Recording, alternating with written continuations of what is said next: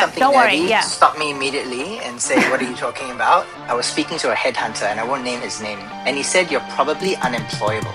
What is the problem you want to solve? A lot of people have very good ideas. A lot of good ideas don't make money. People trusted Google more than they trusted their family members. Right? No? Yes. I'm a tech optimist. 9 out of 10 startups fail. But Today on Asia Tech Lens, we're talking automation intelligence and the next frontier of product decisions with David Isaac Mathews, founder of AIPath.one, an AI strategy engine that creates digital twin customers and competitors, finds the pain points and weak spots, so teams can decide what to build now, next, or never. I spoke with David Isaac about how he's turning strategy into simulated experiments and why he thinks Asian investors are more hesitant in backing early-stage startups. This is Asia Tech Lens. if I say something don't worry, nerdy, stop me immediately and say, what are you talking about? And I'll think about it. And I'll say, talk to me as if I'm a 12-year-old, okay? Then we can continue. I got you, okay. Okay, yes. So David, thank you so much to joining Asia Tech Lens. And as you know, this is a new podcast to show a spotlight on Asia's rising tech ecosystem. What we noticed is Asia tech entrepreneurs pay a lot of attention on what's happening in the West. And sitting in Singapore, we're also looking closely what's happening in China. So this platform is hoped to give voices to the innovators in this part of the world. Can you tell us more about what company you built? Sure, yeah. I've always been a product person, actually. And I was in a management consultancy, and I spent several years growing a food group by 500%. And then after that exit, I was either head of product or director of strategy or general manager of 2 Series A startups, 1 Series C startup. And then I was at Samsung product innovation team. And then I was at AIPath.one doing venture building and digital transformation as ASEAN innovation leader. And then I was chief growth officer at a public listed company. So very much always in building new businesses for existing businesses on the weekdays. On the weekends, spending a lot of time with the universities, the startups, the accelerators. Whereas now I have my very own startup for the first time. I've spent a lot of time being, head of product at other people's startups or helping corporates build new startups. And I think it's very exciting to be building at that 0 to 1. Why did you, what's wrong with the cushy corporate job and chief growth officer? Why you want to roll up your sleeve and do it yourself? Actually, I will tell you something very candidly. I remember a point when I was 32. I'm 47 today. And I was speaking to a headhunter, and I won't name his name, but I hope he's listening. And he said, you're probably unemployable. And I said, why? And he said, because you've moved from consulting to corporate and corporate to startup and back and forth so many times, nobody will know whether you're a corporate person or a startup person. But yet I've always only done the same thing. I've worked for somebody in the C-suite who has a vague, non-perfectly determined problem. And he wants the answer to include big growth for the company. And that's a very singular thread, whether I worked in startups or corporates. I'm still doing the exact same thing that I've always been doing, which is the strategy and the execution of a very early stage business. And it's quite meta in the sense that my company helps companies design strategy. So it doesn't feel very different to me, although there's a lot more admin work working in a small company than there is in a larger company. It's interesting that you pointed out that you said, the recruiter said, consultant working in big corporates and startup guys are different beasts. Can you elaborate on that and why? Not all consultants, but the average consultant typically does only strategy and research. So they are diagnosing a problem and they're thinking of a solution. But venture builders like myself or people in innovation, we get very much into the weeds because we have to take an idea into its initial revenue, its first 100 or 1,000 or 10,000 customers. So it's a very operational type of consultant.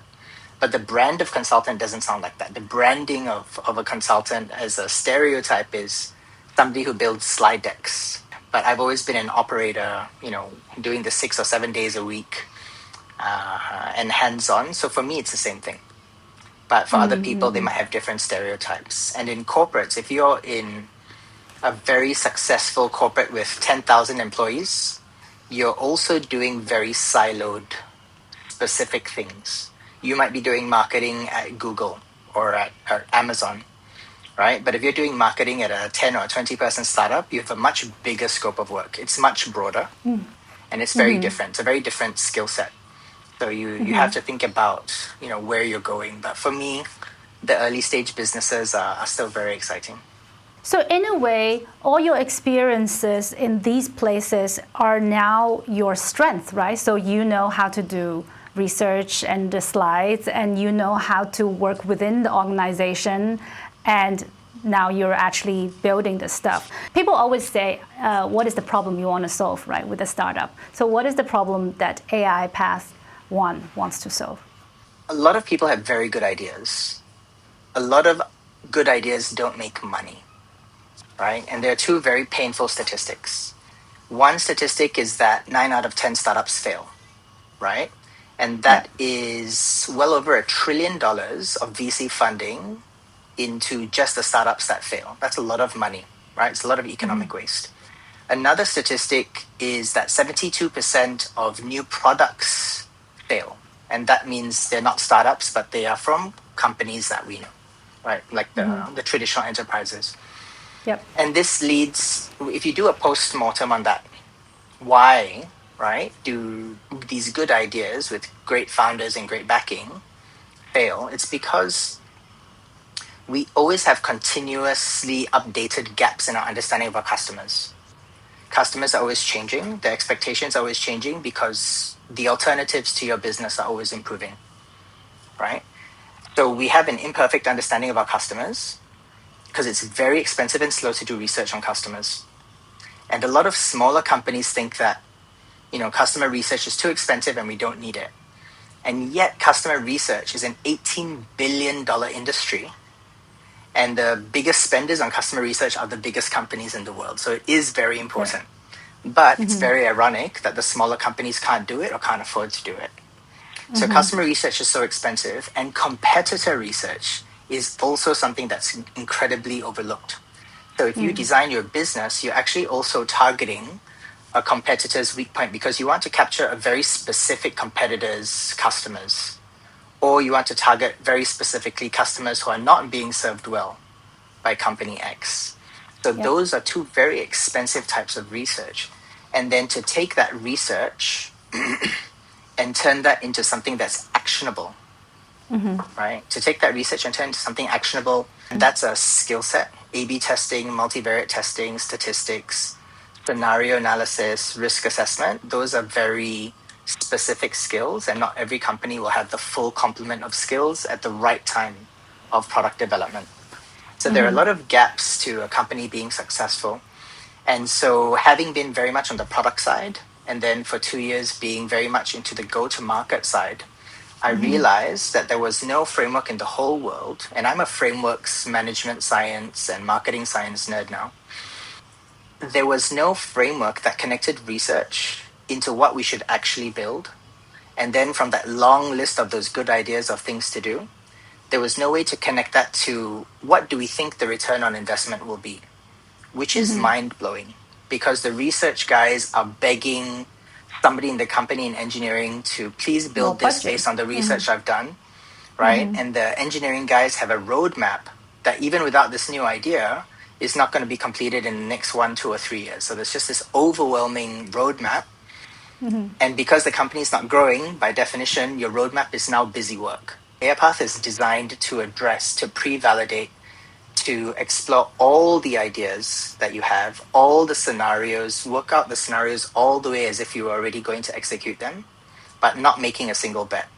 Examining up to 4.5 million scenarios and pre-testing them before you actually do them, so you can actually learn exponentially faster. So have you done that for your own business? We have, actually. And as the product has grown, we've identified different types of customers that we never would have thought of before. For example? For example, when I was starting the idea of AIPath and when I was using AI quite early on before it became a bit trendy, I was thinking that the solo tech founder, right, who has been retrenched from a very big tech company during COVID, needed the multiple skill sets of marketing, product engineering, sales, which is a very broad skill set, right? It's expecting him to be a unicorn founder. So I thought of using AI, the early version of AIPath, to augment and provide that complete skill set to a tech founder, right? Which is a very specific 0 to 1 kind of startup. Now, some of our best customers are people doing strategy for other people. So they're doing strategy for 5 clients a year. They're venture studios, again, being paid to help build and launch somebody else's startup. So they're actually becoming our good customers. It's almost a B2B2B kind of model at the moment. So it kind of goes back to what you always say, that it's AI plus a human touch, right? Because it's your AI solutions, then in the middle you still have a strategy person or a consultant level person. As the user. But if you look at strategy and then execution and growth as a sort of a life cycle of a company, in execution and in growth, we have a lot of tools. We've got CRM tools as the system of record to understand our customers and our revenue. Product managers have product management tools, which are these blank templates, and they put all their research inside and they put all their insights, and then they sort of say, this is the value that we think will be best. This will be the sequence and the priorities that we have. But at the strategy level, the only tools in the world are really slide decks, like PowerPoint slides. There are no tools for strategy. So we're designing this tool to fill in the gap, because the people who do strategy are service businesses. So we used to say software as a service, but with AI, you can do very broad and deep work at the same time. It's like service as a software. So the AI is helping us disrupt the professional services industries, the consultants, and for the first time provide them tooling to lower their cost basis. So it's a tool for people who do strategy, as you say, for people who have only ever done the strategy in their heads and on slides. So we're providing them something that's far more aligned to their workflow. We're also in a time and age, companies are more hesitant to pay for big ticketed strategy bills, right? So maybe that can also bring down the cost. I think about that a lot. Do people have very negative perceptions of consultants? Yes. If you ask for the 4 stereotypes of a consultant, like, they give us ideas and then they leave, and the ideas can't be put into practice. That's a very painful, ugly stereotype, and it's not necessarily true. We actually have to have a lot of empathy for leaders. A lot of leaders have a million possible scenarios that they could pursue, and they can only hold a fraction of those scenarios in their heads. So when you're telling a consultant to come in and fix my business, are you even able to guide them enough to direct them for them to make the right long list of ideas and the right short list of ideas? And you really have to define so many things that AIPath does focus on, so that the execution can be done. Because in many times in their career, they'll have built something perfectly, and somebody says that's not really what we wanted. Their boss says, I didn't know how to describe it before, but I can tell you what you've done for the past 3 months isn't what we've wanted. And that is a signal of a strategy gap. It was not aligned at the beginning before people set off to do their work, right? Because there are too many possibilities. We can't frame from all the possibilities exactly what we want you to do. And so over the 3 or the 6 months, they've made 1,000 micro decisions that have taken them on some direction. And the output wasn't defined. I'm not working backwards. And that's a very common, it's a very common situation. Like, my wife laughs at me. She says, what kind of cake do you want for your birthday? And then I'll say, whatever you like, darling. But then when she gets a cake, I'll be like, why'd you get such a big cake? We won't finish it, right? So I should be saying, as a leader, right, in a company, I should say, look, get a cake that's 1 kilo, not 2 kilos. Make sure it's chocolate so that the kids will eat it, because I know one of my kids doesn't like strawberry, right? That's the guidance of the strategy of what is the best birthday specific. cake. So now you're at what stage at the AIPath.one? How big is your team and what's the plan? So we went fully live in November of 2024. We're pre-seed stage now. We're in something called the pre-seed stage, where we're trying to raise 1.5 million US dollars. We're halfway through that raise now. Our customers are coming mainly from California and some very interesting clients in Singapore as well. We have management consulting clients. We have 20 enterprises who are trialing or paying for our tool. We have 700 startups. So I'd say we are almost a mid-sized early stage startup. Okay. And what kind of feedbacks have you got from them? And how is that feedback, making you adjust what you're offering? Yeah. So one of the main things is that our tool is so comprehensive, it's actually quite intimidating. So we spent the last month actually trying to simplify what we call the UX, the user experience in the tool, to do more in the background rather than in the foreground. Because AI is becoming mature enough that people are no longer asking us to see every step of our 21 frameworks and our several hundred agents sort of doing many, many things. So now we're much more confident in the results, that now we're working on something where we can give you a summary at the beginning and make it a less intimidating experience. We're not only going to help you create digital twins of your customers, we're also helping you create digital twins of your competitors. With those digital twins, we'll tell you the greatest unmet desires of your customer. Also going to give you data about what are your competitors' weak points in solving those pains. So not just any pain, but the most important pains of the customer. Not just any weak points of the competitor, but the weak points for a specific customer. We're bringing so much data together from so many digital twins and simulations. Now we're trying to wallpaper over that, put the complexity in the background, and provide, and that's the biggest insight, actually. Yeah. Can you give me maybe one specific, not like naming the company, but in what industry and how it helped them in terms of, whether reaching out to a customer, potential customer, or launching a new we've product? Got case studies. Yeah. So we've got case studies. So when I anonymize it, I always talk about them as an insurance app, right? We essentially worked out between 100 to 300 different scenarios, testing which customer should we target. And then we found the lowest cost of acquisition. And then for that customer, what's their greatest pain? We did a whole bunch of variations and tested that. And in doing those 5 hypotheses and testing them, we got their cost of acquisition down from $240 to $43. So bringing down that cost of acquisition and lowering that payback period was a result of that systematic testing of each hypothesis in the strategy, all the way to the execution and actually acquiring a real customer. And it's surprising that final combination was a customer they hadn't thought of before, that they could help well. It was a value proposition, which means a benefit that they hadn't really focused on. And it was marketed in a way that they hadn't done before, because that's a dependency. So it was a completely new customer that was profitable, despite the fact that they'd been around. How long did your solution take for it to come into fruition? Right. So that particular project was about 8 to 10 weeks, and then it was finalized over another 2 weeks with the company. But the data was coming in from week 6, 7, 8, 9.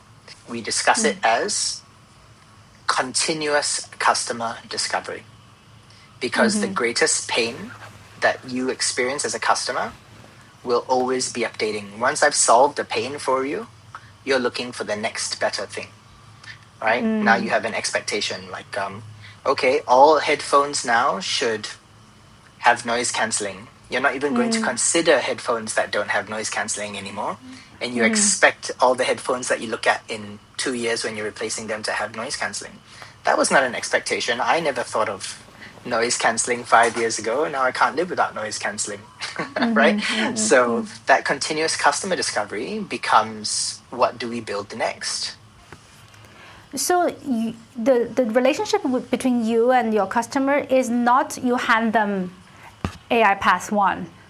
There's still a lot of human in-person communications to identifying the goal of each It's each the project. opposite. So we tend to train the consultants to use AIPath, but it's completely software based. And that is now the disruption in consulting, that large parts of research, of positioning, segmentation strategy, product roadmap development, experimentation, now can all be done with a large degree of automation, where before it would be a 10 or a 20-week project. We're giving them a tool that does all of that every day, updates it every day, helps them test with customers every day. So we're only giving them a software. Now, there's a lot of talk and hype around the AI, right? This year, especially since the launch of DeepSeek in China. So now both the East and the West are talking about AI. Do you think this AI hype is a boon for you, or is it just it's too much noise? I'm a tech optimist because I've seen what it can do. I can now do a demo, right? That the output of that demo would have cost you $150,000 or $300,000 of research and consulting work. So I do not think AI is overhyped if it's used well. And I think there is a lot of noise, and there are a lot of people who are struggling with AI, and there are a lot of people really at the top of their industry who are starting to just fly because of AI. And the world will be divided into two groups. The group that succeeds will be the group that has, let's say, a really well-functioning HR team.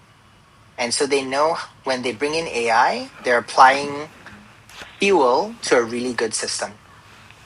But the people who have a poorly functioning HR team and they apply AI to that, they will really struggle with achieving benefits from AI, because AI is a tool. It's another way of having valuable data.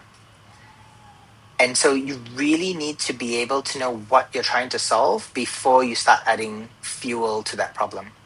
You really have to have a working solution. A lot of people think that AI is an answer. It's not. Your business problem is the question, and you have to define what the problem you're trying to solve is. And then you find the right tools, and often AI will be quite assistive in that. The latest hype is the AI agent, right? So the agent can actually do things for you. And where are we going to see when the agent started to coordinating things for us? How far are we from that stage, you think? Like my agent will talk to your agent to set up this podcast. I think, okay, yeah, so that's a professional use case. That's a B2B use case, right? I think in B2B, there are very specific workflows, and we'll be able to manufacture agents that are just delightful. They're going to do multiple things in the right order. I think in B2B, you'll see really inspiring and delightful experiences because their workflows are very well mapped. I really know what it takes to turn a headline in the news into something that I give my clients before 9 a.m. as his update, if I'm like, let's say, a financial broker or something like that. Those very clearly orchestrated workflows, well understood workflows, I think the agents will really help them. But to do very generalistic things, I think that would be a little bit more complicated. Like, what should AI on my phone be, right? It could be anything from ask my daughter's dance teacher to change to a different slot. You know, that's a very unstructured, random workflow. I'm not going to build a whole product just to do that. Right? So the AI agent will have to be very adaptable. That will be a little bit more challenging and slower to deploy. Right. And that's also too much privacy involved, right? You may not want the agent to know all your family members' whereabouts. Let's not be too serious for a moment, Miro. Okay, let's joke a little bit. 10 years ago, it was a major insight that people trusted Google more than they trusted their family members. Okay, 10 years ago already, right? No? Yes, If I said to Google, hey, my I fell and the bump on my arm is this red, right? I might ask my mom, should I go to a doctor? But if I ask Google and if Google says, just go to a pharmacy and get the antibiotic cream, I'll probably believe Google, right? Whatever answer I get on Google. So trust with technology evolves over time, very much so, right? These are part of the ethics and the guardrails that people are really at, let's say, government, national, mega corporation levels who are thinking, are we making AI too convincing? Are we taking people's are we making them trust the answer too much? Right? The very early, there were glitches in AI where somebody said, how do I make the cheese stay on my pizza? And, the AI said, you use glue in between the cheese and the dough, right? Those are they are ha-ha funny, but, they can cause a problem. We're getting beyond all that. I think trust will build in the tools, and I think people will not think of privacy that much. You can see that all the major AIs now, they'll connect to your Gmail, they'll connect to your calendar. That means they can read and use that information. They can send emails from you. You can say, hey, I'm really busy next week. Which are the top 3 meetings I should cancel? Can you imagine that? Right? And then it will automatically send an email pretty soon to those people and say, hey, can we push the meeting by a week or 2? Here are my empty slots. That's that amount of trust and that conversation about privacy. Some people will go for it and some people will say, no way. But I think you'd be surprised at how many people say, please get me that immediately. So you're optimistic. You're technology optimistic.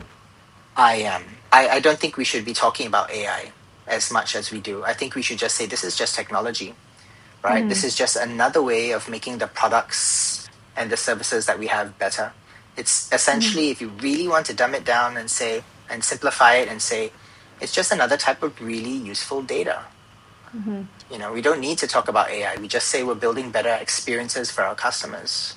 Going back to the building side of the things, what's your goal will be? Say, if you come back to our show in 3 years' time, what do you wish AIPath.one become? I would wish that strategy is no longer a dirty word. A lot of people have, just like people have very negative stereotypes of consultants sometimes, right? The word strategy is actually so poorly understood. Where did you get that from? Because I thought that's Chinese thing. I always say Chinese customer would never pay for strategy, but coming from you, it's a global problem. Nobody wants to pay for strategy. But look at those big consulting firms. They have $1 million contracts and projects, right? So I say, never confuse the top 20% in their industry with the remaining 80%. They operate completely differently. Best practices to them are very different. Like I said, the biggest companies in the world fund $18 billion in customer research. Why do the 80%, the other 80%, why do they not do that? And is there a causation and a correlation there? Yes, it's expensive, but if you need it to succeed, how come you're not doing it? So strategy, not a dirty word. What about the AIPath.one? Where would it be? So in being able to do very complex strategy that doesn't disappoint you, that convinces you, being a part probably of a suite of products, bringing technology and trust to the consulting work, those are really major goals that we have. We want to make $1 million consulting projects available to any size company for $200 a month. I've met VCs in the past 6 months who say to me, do you think people will really want to pay for AI? And I get very stunned.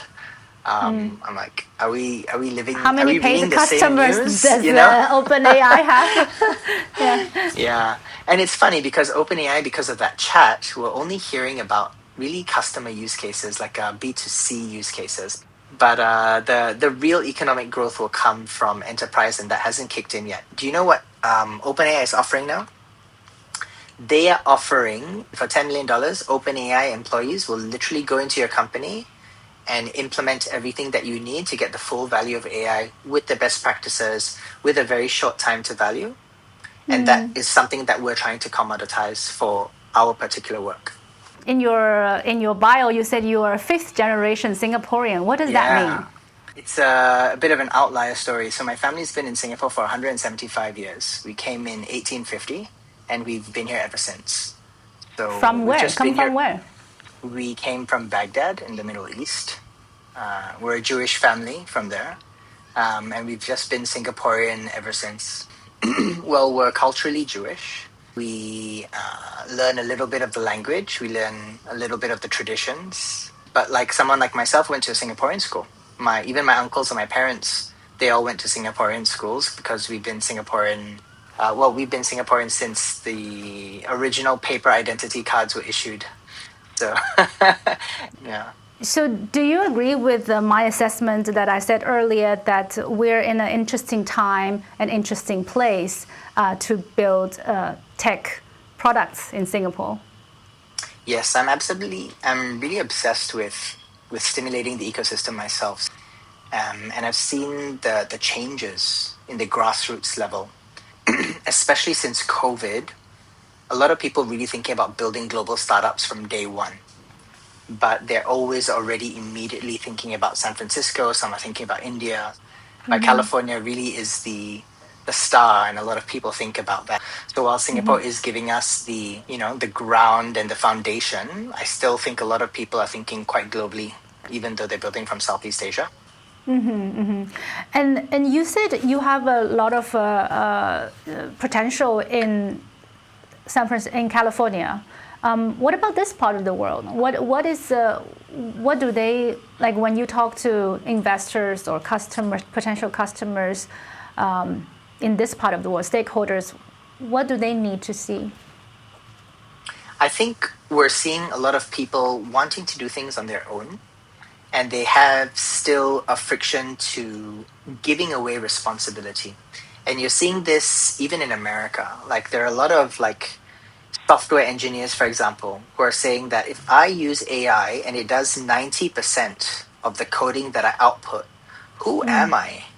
Am I an engineer anymore? Am I valuable anymore? And you see people with this fear of technology, almost in a way, which is ironic, right? But it goes into very basic human survival instincts as well. And I think when I meet people who are not willing to try a tool or say it can't possibly be as good as a person thinking about their strategy, I say, look, we're bringing more data so that you can make a better decision. We're augmenting your work. We're not deciding for you. And we're giving it to you in a way that you can test on a real customer. AIPath never gives you the answer. AIPath says, here are 3 answers in a way that you can test with the customer. And the customer, the cost of acquisition will give you the real answer. So the customer is always the decider. Strategy needs to be revisited all the time. And the execution of that strategy needs to be updated constantly. So you really need to have something that updates. And you can't do that in a chat, an AI chat, and you can't do that on slides. It's just simply not possible. Okay. And you mentioned very early on that you're very involved in the startup ecosystem in Singapore. And how has it evolved? Because I remember covering the launch of Block71 more than a decade ago. And how that ecosystem has thrived, right? And we have more and more unicorns. We have people have gone list in Hong Kong and maybe even in the US. What have you witnessed and what have you learned? I think there's a lot more cross-pollination, right? I think the founders are much more worldly now. They're thinking at the global level. And again, let's say the top 20% of them are genuinely fabulous founders. I brought Sean Ellis to Singapore. He's the founder of the concept of data-driven growth hacking, of building a company with customer data and engineering and marketing. He's sold 1 million books, for example, and he's been head of growth for 6 unicorns. And he was so impressed by the Singaporean founders that he met. The Singapore government thinks it's high value too. Yesterday, we saw the relaunch of the NUS Enterprise i3, which houses Block71, and we're a Block71 alumni as well. So we're in one of their Microsoft programs. And we're seeing very deep tech and high tech startups. Yesterday on display were very sophisticated drones. I've seen drones that go from air underwater. I've seen people who have paints that reflect heat that reduce your air conditioning bills for mega buildings by 20%. Like really deep technology is something that we're really commercializing out of Singapore, and that gets quite exciting because we have a lot of headquarters of regional companies, and so they can deploy your products across multiple countries, and that makes Singapore a very valuable place to set up a company. So I say to startup founders, if you can align your startup and what you build around the gravity of a large enterprise player or a large industry, that's very valuable, because those boring industries like paint, you don't think of paint as high tech, but material sciences is very high tech. So and those are massive industries, so Singapore is a great place to do that. Going back to the last chapter I want to talk about is what do you think for people who wants to start their own company, who want to make it in that space, what are the qualities, or what are the things that they need to know before they stepped into this startup scene? I can share with you my biases. Okay, so my biases are the founders who are not humble in the fact that they don't talk about themselves, but they're humble in the fact that they're constantly looking for a better idea, a better way of doing things. They're constantly inspired by other people doing amazing things and taking that in some sort of like fuzzy logic in how to improve their business. Not the stubborn person who is just laser focused on what he's doing, and that strategy and that plan and that execution is not updating for like a year. I think they have to be very adaptable. I think good founders now, your fundraising game really has to be world class, and you really have to be able to identify very active VCs who are willing to take a risk, because not all VCs in Asia are willing to take a risk. I think there's an amazing opportunity for late stage startups in Asia. If you're a Series A, if you're a Series B, I think the dry powder available is going to be fantastic for you. If you're a 0 to 1 startup, sometimes I think it's a little bit harder here, to be honest with you. I mean, it's kind of like a cultural thing, right? I think the issues are that when you're very early, if you don't have access to a large population that can afford a top tier product, it's very hard to get your early scale and your early traction. If I wanted to do B2C in Singapore, it would be very difficult. Maybe you've got only X% of the country that's actually earning an income, right? You've got older parents who are retired, you've got children who are not earning an income. And then out of 5 or 6 million people, right, the potential customers are much smaller. And then if it's deep tech, you can go into value chains that have a lot of investment potential, right? They are willing to, because even 10% of electricity and air conditioning is many millions of dollars a year, I'm willing to experiment with the future of paint technology. Something like that. Yeah. That comes back to the founder fit. Again, people saying, I want to be an AI founder, I think that's the wrong idea. Yeah, You that's have like to chasing be, the hype, right? that's like saying, I want to be a mobile app. Yes, okay, sure, of course you're going to be a mobile app, but in 2014, when we were pushing our startup, we were so proud that we were mobile cloud, right? And now you can't imagine any of your products not working on your phone, right? So AI is like that. It's just another type of data, if you really get down to it. It's valuable, personalized data that can almost become assistive instead of just input for you. It's almost like almost ready output. And then when you say that the founders have to have that really good pitch for fundraising, what does that entail? Is to be able to tell good stories? You know what? A lot of people think that your elevator pitch and your pitch deck is a marketing thing, especially deep tech founders. They think it's about flair and how well you can, and how charming you are. Is a storytelling, right? Sell yourself, or yes, but the story has to be based on really well thought through opportunities and solutions. But if you have a really good strategy, you can be a very straightforward founder who doesn't talk in hyperbole and who doesn't have style and he doesn't have like cool hair and still make a lot of money. You know what I'm saying? A lot of people think that that pitch and that narrative is just marketing fluff. It is actually an abstraction of your thoughtfulness, of your strategy, of your domain expertise, of understanding your competitors. That's what makes a good pitch. A lot of people, they're trying to change a word here and a word there. That's not what it's about. It's really about illustrating your strategy. So for AIPath.one to go to the next stage, what do you need now? Is it funding? Is it more talent? Is it go-to market?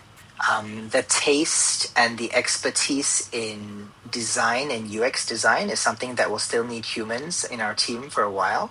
We might not need 20 UX designers, but we'd love to bring on 2 UX designers. We'd love to bring on an individual engineer for each of our 3 core products as well. So there is some headcount expansion, and we'd love to be able to go from just PR and events to beginning paid marketing as well. And we have a ticket size that allows us to do paid marketing. If your annual customer revenue per customer is $100, it's very hard to do paid marketing. But we're B2B, so our average customer will pay between $6,000 to $70,000 a year, $6,000 to $70,000 a year, depending on their size and their number of products. So we have the ability to go into paid marketing. So those are things that get exciting when we close our funding round. Yeah. Okay, thank you for the insight. If you enjoyed today's deep dive, please like, share, and subscribe for more insider conversations with the innovators shaping tomorrow. I'm Miro Lu. This is Asia Tech Lens. Thanks for watching.